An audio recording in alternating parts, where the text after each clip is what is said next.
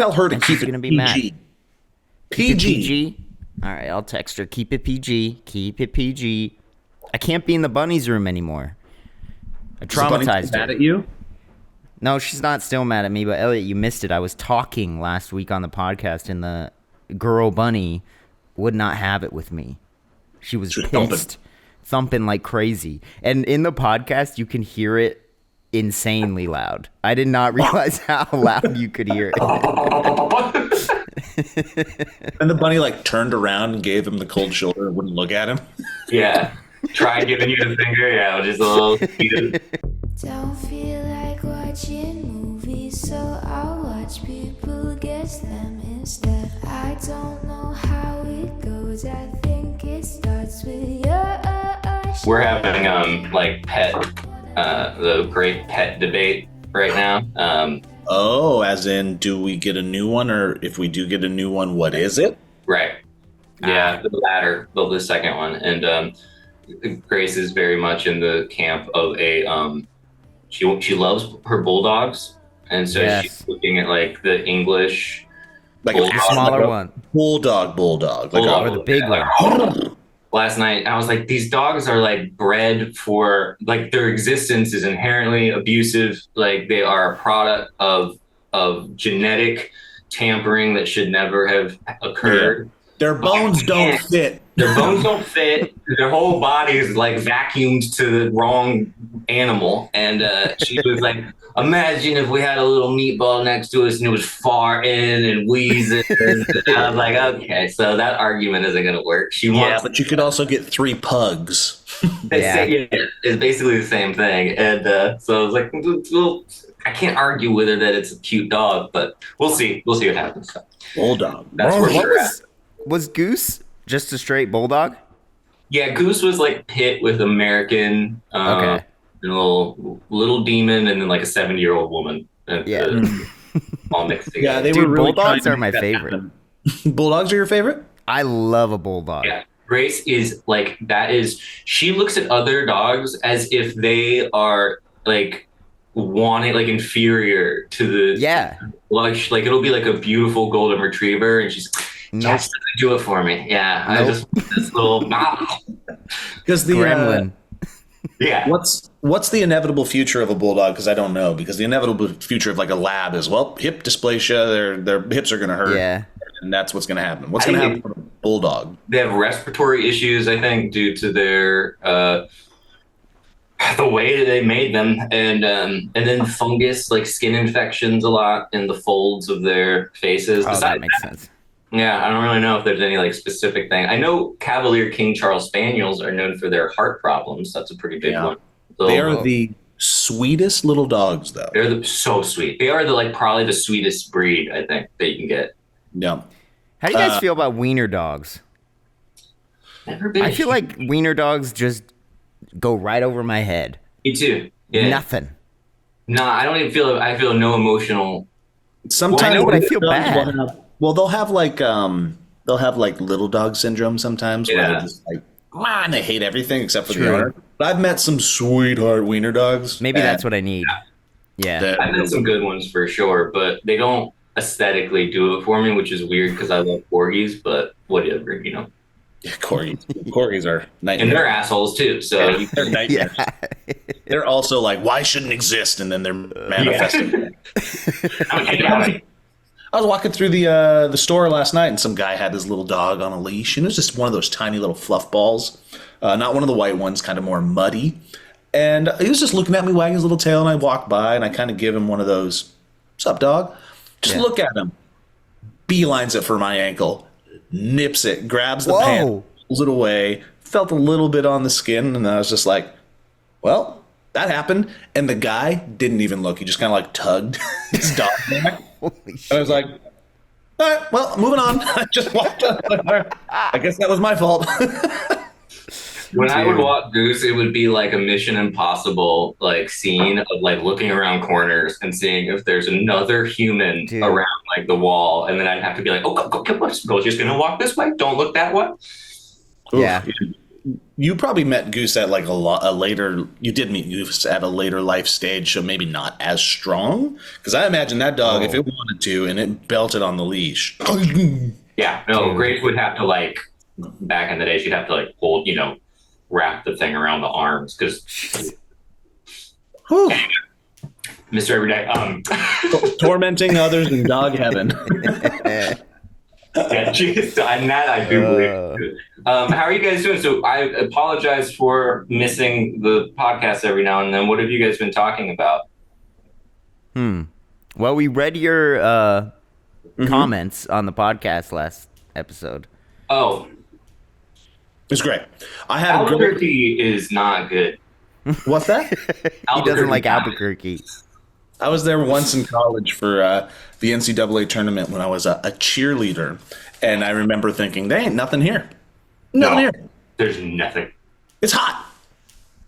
It's really hot in Albuquerque, and that's why I think Weird Al made one of the greatest pieces of art known to mankind. Yeah, because the juxtaposition itself is art. Yeah, it really is. Yeah, even talking about it is a bold artistic move. That was where you saw the DJ that wasn't really a DJ, correct? Oh, yeah. Yeah, that was nuts. And that was the highlight, I think, of the trip, of being like, ooh, this is a once-in-a-lifetime thing of seeing someone so incredibly into being a DJ, so completely alone by themselves. And, like, the one is the video of, like, the I think I sent you a little clip. Yeah. But that was really great. So, there was that weird projection that was happening on the back of the wall that was, like, too small. Yeah, it was like Windows 1998 screensaver. Screensaver, totally. Yeah. That was really great. No matter, so Albuquerque's probably like, it's not a small city. I mean, it's got size to it, but it feels like it's got small city vibes. So I feel like it reminds me of growing up in Montana in a town of like 3,000 in a valley of 50,000 maybe.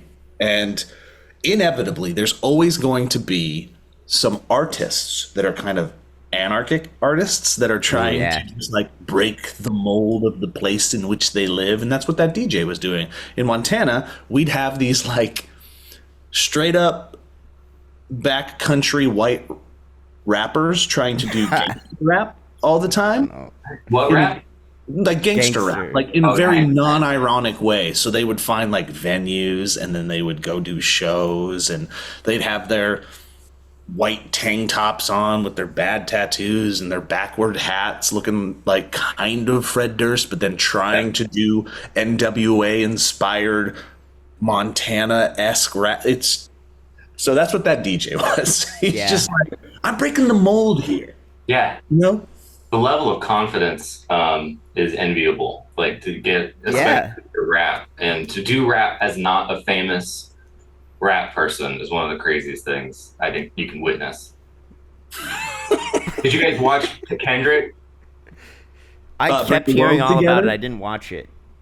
How he solved everything. How there's no more climate change. How there's no more world hunger. Yep. Bloods and Crips, Republicans and Democrats all coming together to go. Truly. Wah, wah, wah, wah, wah. Yeah.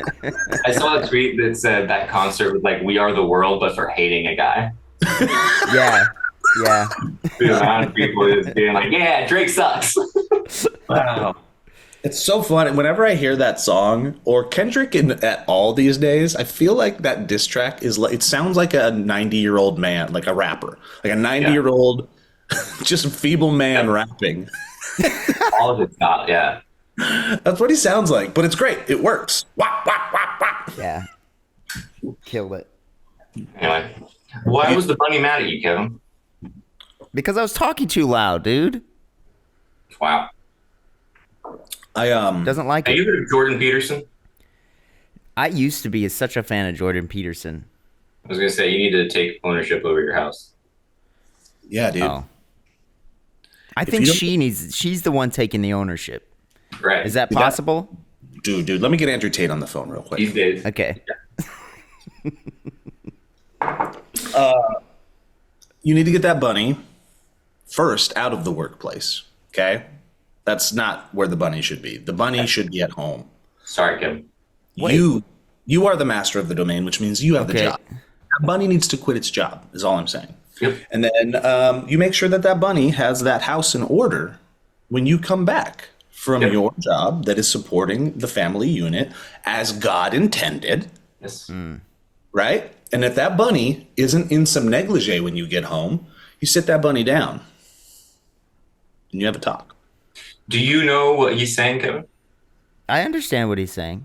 Okay, it looked like you were confused. Look, I want to fuck your rabbit. Do you get what he's saying? Do you understand? Wow, I didn't get that part. That lost on me. Please fuck your rabbit. Keep the camera on. Please. Dude, you want to know what is crazy? Steve was up until, what was it? He texted at 2:30 a.m. or something like that. Yes, he did. Well, this little boy was up until 1:30 a.m. And I know he beat me up. He beat me with it. But why? That's why were you up? Rare. We were at Nicole's birthday party, and then how was it? Was it good? It was fun. It was fun. Rooftop type of LA party, which is Have you heard of Level 8, Elliott? No, what is that? That's where it was. Exactly. That's where it was. I just what is the explanation for a get-together of people to hang out and chat and talk and having music that is so loud you cannot hear anything unless you're screaming into their ear right up against them? I can't do this. I hate it. I hate it so much. But how does anybody enjoy that? Please. Is it possibly because I don't know either, but is it maybe because if it's so loud, there's less pressure to have a coherent conversation? So it allows. So, me and Ellie were talking about this. We're like, so it kind of is a distraction. It's like always there. You don't have to be awkward silence. But then we're like, I feel more awkward having to be like, what, constantly during that makes it worse. Here's I've got a theory. You know how like in Vegas they're pumping in like fresh oxygen and there's no windows and it's to keep you up, but it's also to keep you from seeing the outside, which keeps you inherently closed off in the building and you don't want to leave, right? Plus the potential of dopamine hits of winning, right? Shiny lights, no clocks. How can you ever leave a club or a venue where the music is so loud if nobody can hear you go, "This sucks, let's go"? Yeah. They're just drowning out the negativity. What if we make a place so awful to be in, people can't even contact their friends if they're leaving? That's kind of like group kidnapping. That's crazy. It is. and then you get Stockholm syndrome because you're like, oh well, I gotta feel like there's a social pressure. Nobody's leaving. You don't want to be the first to leave, so you're stuck there till 1:30, Kevin. Come on. Did you is this like is Steve what was he doing? That's a great question. I don't know what he was doing. But you see he was like, this was a one-time deal. He was like, this is a night to remember or something like that. So we got to hear the update. Something happened. Let's call him. Right now, let's just get him on the phone.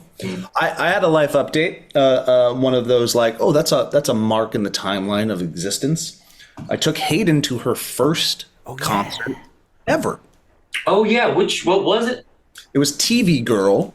Opened up with / performed with a young woman by the name of Jordana. TV Girl, I would say, is kind of like new wave kind of guy that was like locked in his room and made his own music and then brought it to a band, and now they've been traveling for about 10 years. Blew up on TikTok. Yes.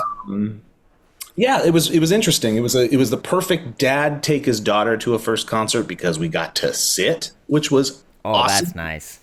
And we had a great seat, and it was really fun just like looking over at her and finally maybe halfway through the concert seeing her break down her walls a little bit and like sing and have fun next to me. Cool. I got a video of her singing to one of her songs, and it was really nice. It was one of the things as a parent, because I fail at a lot of them, but one of them that I wanted to do was take her to her first concert. And I'm really, really glad I got to do that, and I'm glad it was in a controlled environment. It was in the Wiltern. Nice. It's a good place. Which is just like there's this Art Deco theater movement here in LA. So like Pantages, this one, the Alex Theater where we did Bring the Funny. Yeah. All kind of similar, but it was really nice. We were in like the top, we were in the balcony, but right at the front of the balcony. So we had a great view, and there was a pit there where people were standing, and I was like, I didn't really want to go in the pit. Did you want to go in the pit? And she was like, no, I couldn't handle that. And I was like, thank God. Great. It wasn't a pit where it was going crazy. It was just a pit where they're just watching, except for one person. And Hayden kept laughing her ass off. There's like, let's say there's 300 people in the pit, right? And this is not a moshing type of band.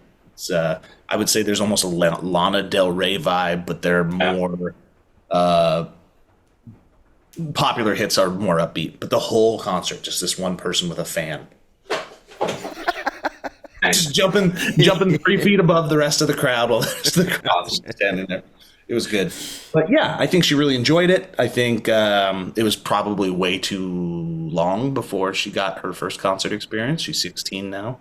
But I think she'll want to do more. And she'll be begging to go to Coachella. And oh, no. That's too much money. I would be. That just seems dirty. That's the perfect word for it. It's dirty. I want like a nice theater. Sit down with your assigned seat. We went to see Mother with Cave Town, and I was. It was like I love Mother, but I also was unaware of what their main demo is. Like I was like, we're on our way. I was like, I don't know. I was like, we could be younger people. I was like, I have a feeling we're gonna be like the older people in the crowd, and that was 100% correct. And it was just like the first time I was like, oh, I'm not gonna go toward the stage because I will only appear older. But it was like 20-something people. And also a very like LGBTQ crowd. Oh. And I was like, hell yeah. I was like, I knew that I was up with look at me. Pride Month. I was like, see, look, I'm very progressive, Grace. And then I hid my gun. I put my gun further in my hand. Yeah, that was wild. I was just like, oh, this is like, they're so good live, and I am definitely not their main demographic. Okay, cool. Were you not only not that demographic, but were you also older, and was it skewing younger, or was it more skewing older? Yeah, skewing younger for sure. Okay. There were some dudes that looked like we fell out of the same template. Like definitely, there's a couple of me around here, and we are kind of like sort of all in the same back area of the crowd, knowing all of like the words, but not being too crazy about it. And then the bar was like totally empty. Like both bars were empty the whole time because young people are not. Damn.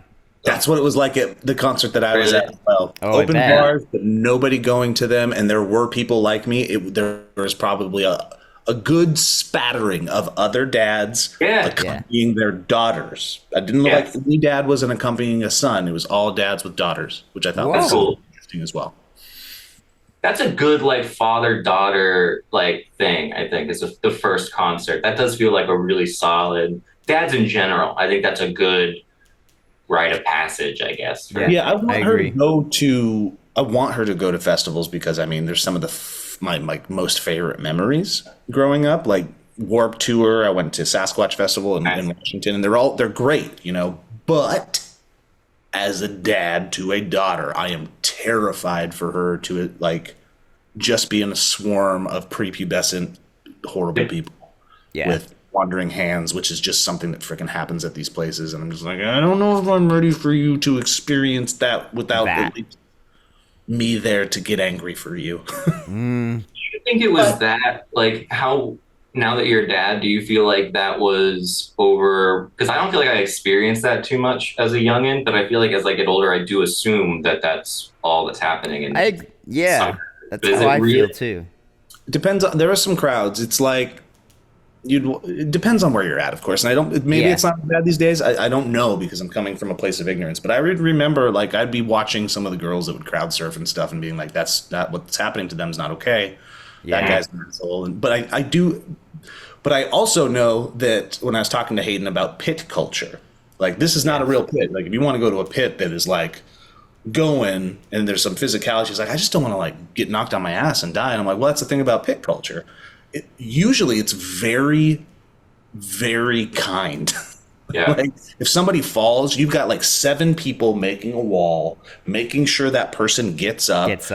They brush them off. Somebody will check. Go, you good? You good? And they're like, yeah. And then everybody just starts going crazy. Yeah, I've seen people like pass out, and there's immediately people like giving them water and being like, "Okay, you're good. Like, we'll get you out of here," kind of deal. It is, yeah, it's nice. But it's the whole thing. If I had a daughter, I would be like, "You stay out." Yeah, you go to a festival and it's like, so there's concerts one thing, you're coming home afterwards. But usually at a festival, it's like, oh, this is a 3-day or a couple-day thing, or you're going with friends and you're staying somewhere. It's not even just what happens in the concert. It's like what's happening around the concert. Yeah. It's happening after and before the concert, which is like all the things we worry about for women when they go to a freaking bar. And it's like, don't have an open container, you know? So those are the things that I worry about. And I don't know if I've quite provided the life skills yet for her to realize, but who knows? Maybe I have, maybe I haven't. Yeah. We'll see. But I do want her to go to one. I think they're fun. And I would like an excuse to go back to one. Yeah. And be like, that's cool. I'm supposed to be here. I think my buddy, Curtis, Joe, I think he just went with his son recently to see Muse live. Oh, cool. Whoa. Yeah. It was like 10 or 11 or something. So I'm like, that's a pretty cool father-son thing to do. Mm-hmm. And it also makes me go like, I hope he likes it, because I'd like to go with you guys next time. I would like to go with you and your son. I like it too. And then Jackson, inevitably as a sibling, is like, well, when do I get to go to my concert? And he's 10. Dude. It took her to 16. And I have I have a realization that I will talk about after this point. But he's a little Fortnite player, and right now Metallica is in Fortnite. Yes. Providing the soundtrack. So now Jackson loves Metallica. And he's like, I want to go to a Metallica concert. And I'm like, no. Not yet. Soon. But it made me realize that we're so fractured now as a society because of all of the streaming services, and there isn't like one gravitational pull of a pop culture news source that is like making everybody like and see the same things and creating like, Backstreet Boys and Limp Bizkit and all these things. I'm talking about MTV and TRL, right? That was the countercultural gravity well back in the day, and there isn't one now. TikTok maybe, but even TikTok's so fractured that your page is different than everybody else's page. Fortnite right now is like a pop culture gravity well informing kids what's important and cool. Metallica shouldn't matter to a 10-year-old these days, but right now 10-year-olds fucking love Metallica. Yeah. It's an interesting test too to see like what they throw into Fortnite, what sticks, because obviously like Metallica is something that could still stand the test of time and be enjoyed by. Have known about Metallica or cared about Metallica if I played Metallica in the car, but because it was on Fortnite, he thinks it's super cool. I kept trying to get Jackson to watch Airbender with me. He did a couple episodes and then he went away. Airbender was in Fortnite. Guess who's finishing up the frickin' Fortnite season or the Airbender seasons right now? Him. So Fortnite's kind of like this nostalgic based, but also cued into current pop culture MTV for a generation. It kind of is, dude. That's cool. It's interesting. I don't think it's going anywhere because they can constantly update it and they can constantly change the game, which is very interesting. What do you hi, I'm 60 years old. What do you play Fortnite on? All of them. All of it. I saw Fortnite on Switch, because I'm a gamer, and I downloaded it, and I was like, "This looks like too much," and I walked, and I did it is a lot. I was the same way. Yeah, that was pandemic times though, so I had more time to learn it. Like, what do you do? Like, what's the? You just run around and shoot other people with your friends. Complicated question now because it is every day it's becoming more and more like the Oasis from Ready Player One, because it used to just be run around and shooty shoots. It was a battle royale. You'd get with your friends and you would just do this over and over and over again. And then they expanded the game and there was like a creative mode and you could create your own challenges and you can create your own whatevers. And that like opened up the game a lot, but it was still kind of run around shooty, jumpy jump. They've recently updated. What'd you say? What? I have a spider that might need to be addressed. It went behind my bookshelf, so ZBA? Keep doing your thing. I'll just be here comfortably listening to what you're saying. Okay. But these days they've updated it recently to where now there's just multiple. It's a hub for multiple type of games. So there's shooty shoot. Then they have a Rock Band game now. They have a Lego based like Minecraft game. They have a racing game. That's what I saw. I was like, there's so many games. I was like, what game do you play? Yeah. Whichever one tickles your fancy. You might just play one. But now they're creating this again culture hub where they're trying to they're bringing in old people like Steve with a Ghostbusters collab, and then they're making young people care about older things, which is really interesting. And now it's not just for people that hate playing shoot 'em ups. Shoot games. You still might get people to come in for the pop culture references because they can play Metallica in a Rock Band game, or they can have a Metallica based car in a racing game. And I think they're just going to keep reverberating. And Disney owns stake in Fortnite, and they are also going to be releasing this massive Disney Wonderland platform. I didn't know this. And Disney owns everything, and we've got to get those antitrust motherfuckers out there, by the way. And it's just, it's going to be interesting. Cool. Wait, what's the Disney Wonderland? What is this going to be? They're Like releasing. Yeah, essentially. Fortnite theme park? Not in real life, in the game. Yeah. In the game, I understand, but dude, imagine I would hook onto that. If there was like a Disneyland that you could run around in. Yeah, I would In Fortnite? Yes. Yeah. Yeah, it's a what's it going to be called? What's it called? Wonderland. Can you shoot someone in line at Space Mountain? Work your way up. You guys talk about stuff. I need to get a charger. I'll be back. All right, Elliot. Let's get down to business. Yeah. So Why did the bunny get mad? yeah. Why did the bunny get mad? You were talking. When someone walks away from the podcast, my ability to think of anything. Oh, really?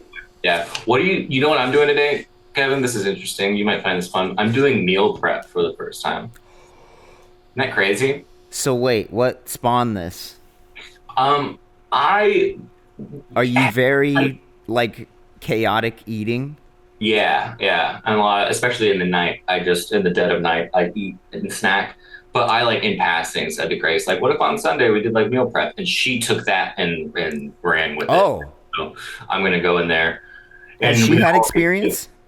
No, I don't know what she's, I don't know if she knows what she's in for or we know what we're in for, but yeah, so we're going to try to make like 4 or 5 meals and then have a couple floating days where we'll make our own meal. But have you ever done this before? Have you ever done the meal prep? I did it, but like I didn't, are you following something?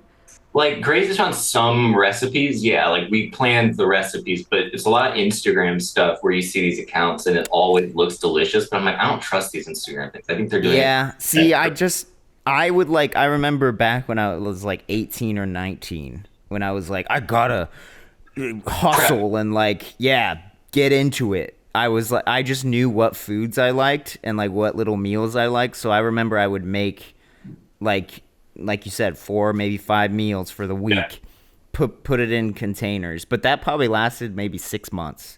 And That's then I was like, though. yeah. And I don't, it's like, it's just too much time thinking about food. Yeah, it really what is. I mean? The whole point, right, is that you don't have to think. Right. And then it's like one whole day is dedicated to like, what am I going to want to eat in the future? I guess like it's probably works for some people, but I didn't like it. Yeah. Well, are you doing the thing where you make a shit ton of chicken and rice and that's all you eat for 5 days? Is the same but different? like separate meals, like, but still like, we'll know for the evenings which ones, and we'll put some in the freezer, put some in the fridge, and then, and that way we're not ordering out and we're not snacking so much. It's basically trying to be a little bit more. I would say the best thing for that is buy like 8 different kinds of like sauces so that you can have the base, like you make a ton of potatoes or you make a ton of rice and you make a ton of meat, and then you just like pick a sauce what day you want and you can make that each day. Different sauce. Smart. Sauce goes long ways. Another thing that you can do is meal prep stews. or like soups, and you put them in plastic baggies. You put them in the freezer, and then you plop them into your crock pot or your Instapot. It's another way to do it. That's a smart idea. I think we have like a chili recipe that I'm going to make in the crock pot, and that'll be kind of nice. So, it's just a real Sunday stuff. It's a Sunday vibe. Yeah. I like that. Did you guys go to church? I wanted to. Grace and I found we didn't find it. I realized that like 5 minutes from where we live at the top of this Mount Washington hill is a like giant meditation like compound that was founded in 1925 by this like famous yogi, and there's like monks that live up there. What? And yesterday I was like, let's drive up and look at this, and we went up there, and it's like, Joe, you've been in this area. It's condensed, I guess, and like compact. There's a bunch of houses side by side there. The streets are small. Yeah. It's like the most serene, peaceful, like out of nowhere place that exists. And I pulled in, and this lady was like, we didn't want to talk to anybody. We just wanted to look at it. She was like, you guys can just park down there and I'll give you some info. So we parked, and we came over, and she like gave us a pamphlet. She's like, you're welcome to come anytime. It's one of those like very Californian, like, like this is but we walked all around these like compounds, beautiful view of LA. And we're like, oh crap, this place is like, First of all, we were laughing because we don't look around where we are ever. And which is why we can't be like travel vloggers, because we don't notice anything. But that place was like incredible. It was right up there. So it's good piece of advice to just drive around where you live every now and then. Yep. Is that the like big white cross? Is that where that is? There's like a big white cross. Okay, because you know what I'm talking about, right? I wonder what that is, though, too. Yeah, I know exactly. Yeah. That's the like big more white Hollywood. Cross is at the top of Forest Lawn Cemetery.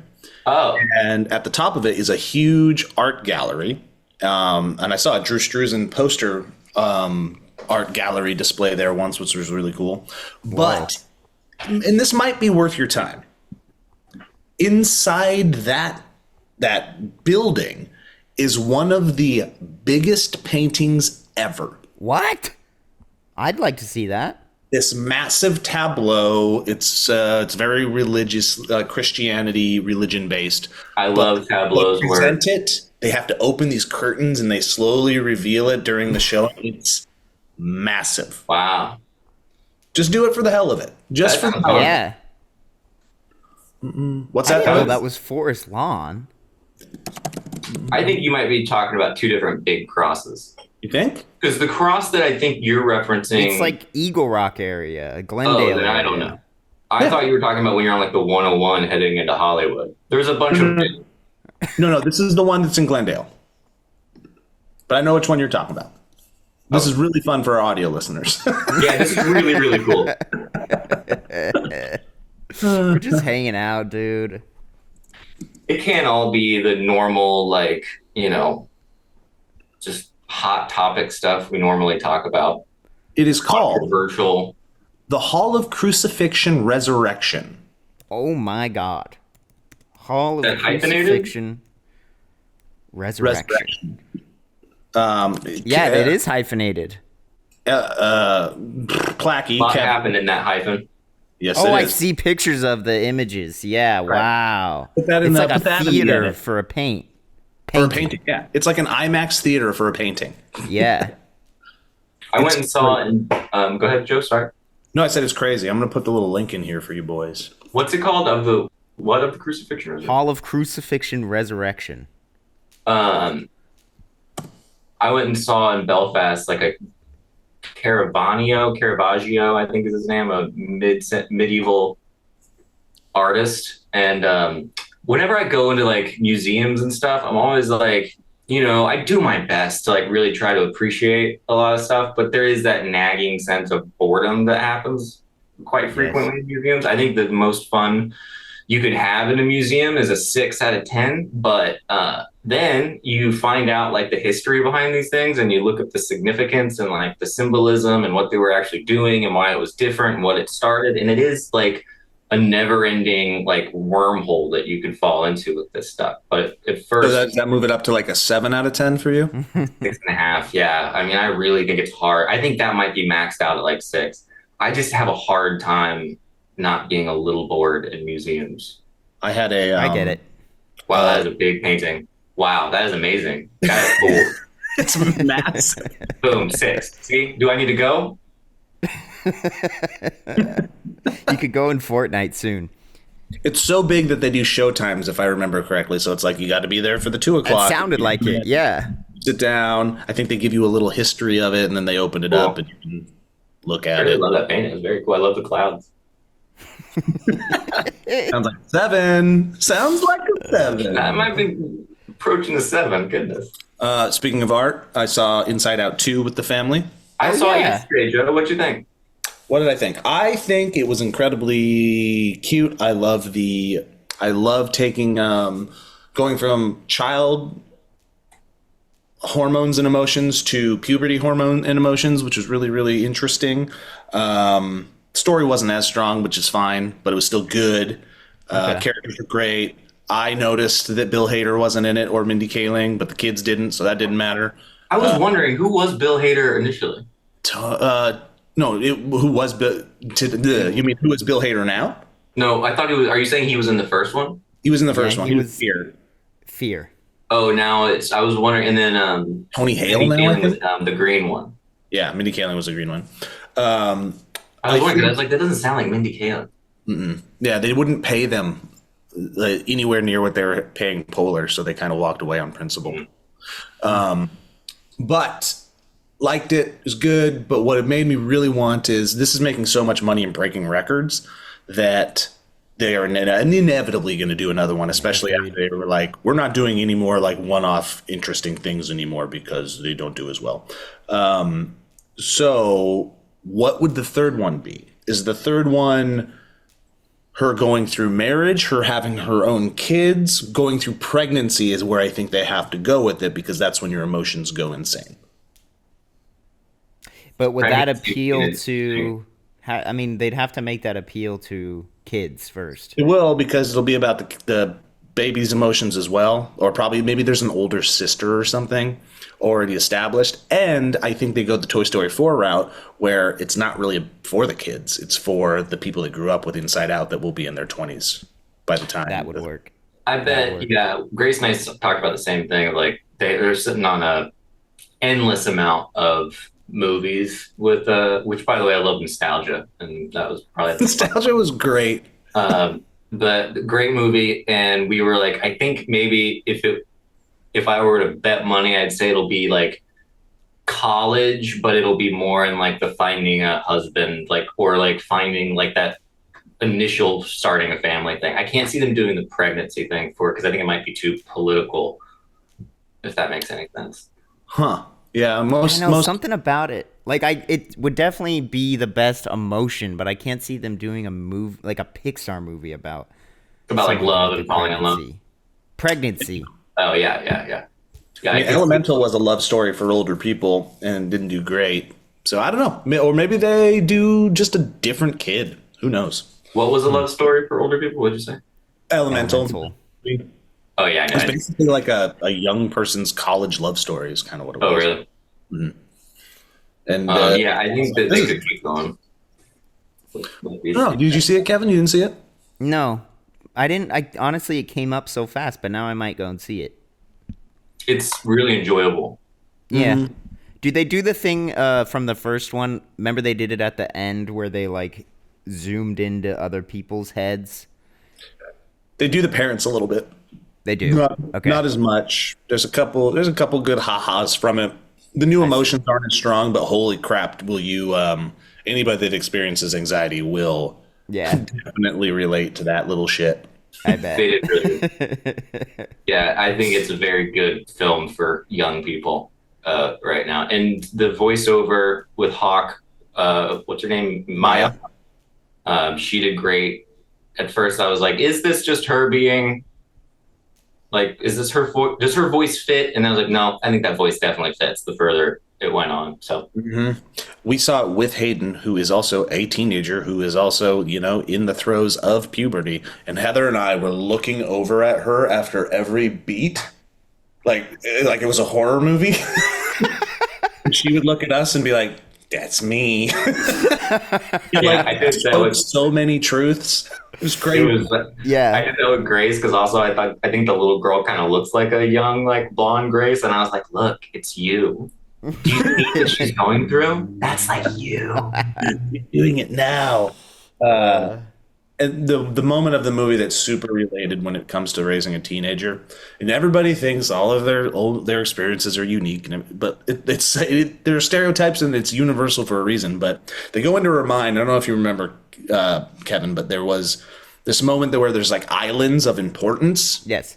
Right. So they have all of these islands of importance, and they're just kind of like very quickly touching on it. And they're just like, remember our islands of importance, and they're pointing to them all. Look at this island. It's great. And then they go, look at Friendship Island, and it's huge. It's got all our friends' faces and stuff. And they go, oh, Family Island. And then right next to Friendship Island is the tiniest little nugget of rock where the mom and the dad and the daughter are barely even on it.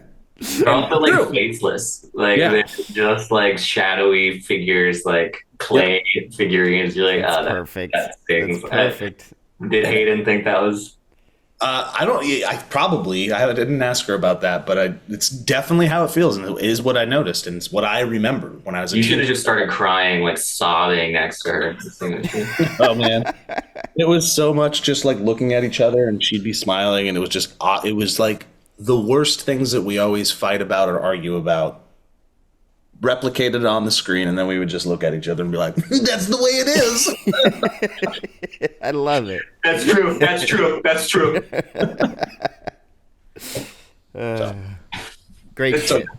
Good stuff. Highly recommend. You should watch, Elliott, you should watch Mrs. Davis. It's a Peacock show. Write it down. That's right. And I won't tell you much about it. Okay. But I trust your recommendation if you mean this in a... It's bonkers, meaning like the first 3 episodes, you're going to be like, what the fuck is this show? What the hell is happening? None of this makes sense. How much am I supposed to remember? Don't worry about it. Okay. Just keep watching. It's just like an interesting take on a very popular thing, and it kind of blows you away how they made the amount of things fit into a story. Cool. Like the directions it takes. But it's on Peacock, so I don't know how you'll handle that. I have Peacock. Oh, great. I try to have all of the stupid streaming services. It's Damon Lindelof who did Lost. Oh, okay. I see. Yeah, that would be great. I know what show you're talking about. I know it now. We've been watching Presumed Innocent on Apple with Jake Gyllenhaal. Whoa. That's a remake. How is it? Pretty good.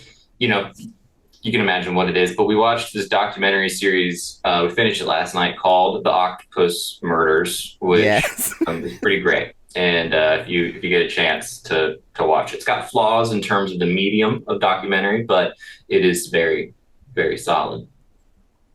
Another solid documentary that we watched on Netflix recently was the Gene Wilder documentary. I didn't know this existed.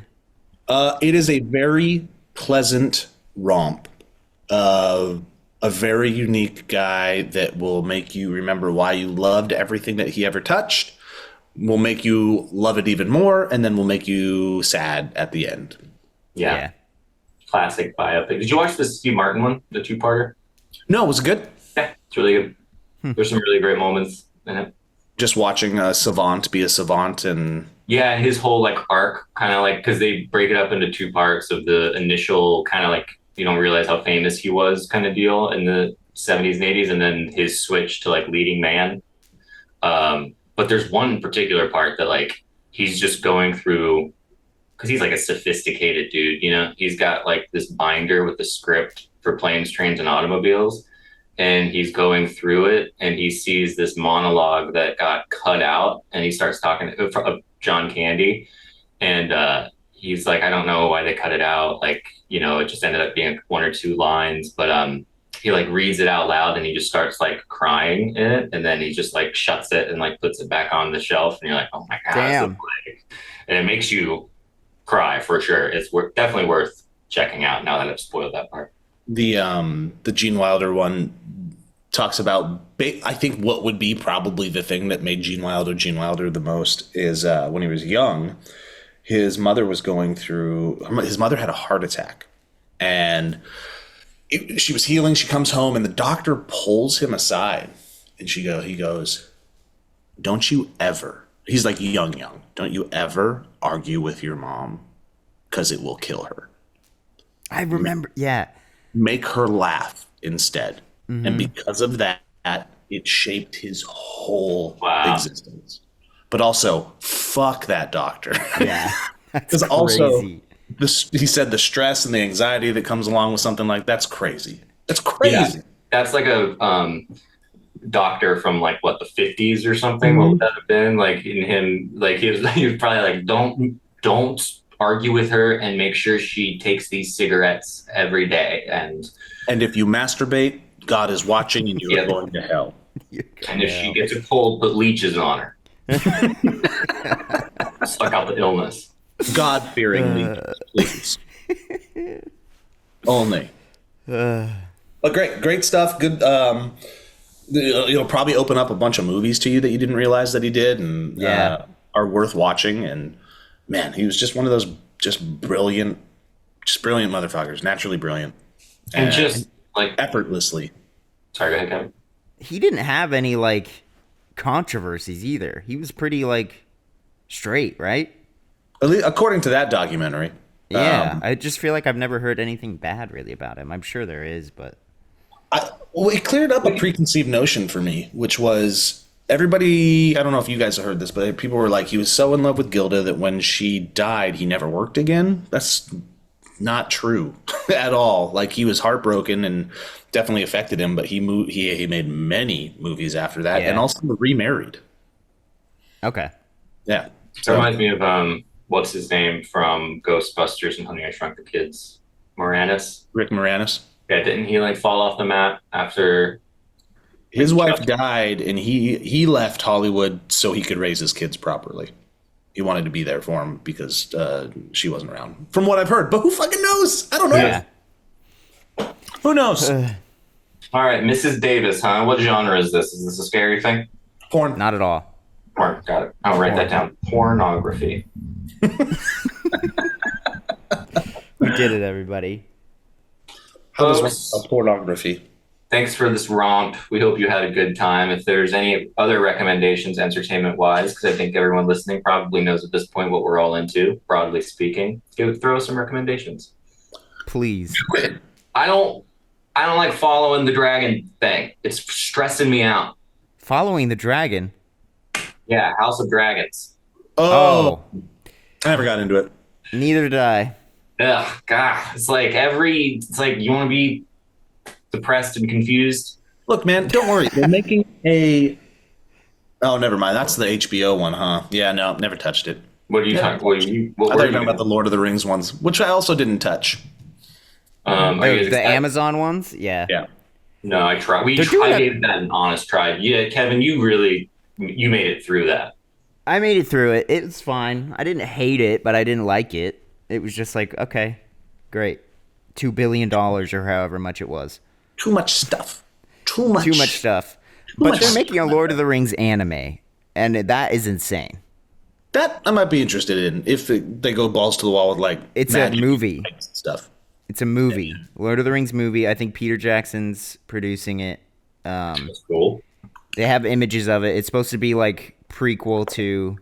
That's right, prequel to all of the Lord of the Rings trilogies. Well, they're also shooting another actual live action Gollum. Turkish. Yeah. Gollum. Are you guys gonna get on Switch Tales from the Shire, where you just apparently live in the Shire and decorate your hobbit hole and make food? It's Sims. Very much like Animal Crossing / Sims. Sounds like it. Yeah, basically. I can see them doing that. Man, is Lord of the Rings going to turn into this? Is that what it's going to happen? It already has. It's the new Star Wars. It's going to be too much shit. It's going to be constant. It's going to be a lot of that. Some of it's going to be. We'll take a 10-year break, revamp it in a darker way, and it'll start. Just give me Lord of the Rings land somewhere that I can walk through, and that's all I want. Why haven't they done that? Just go. No, well, yeah. Yeah, go. Get out of here. Get out of here right now, dude. What are you doing? Leaving.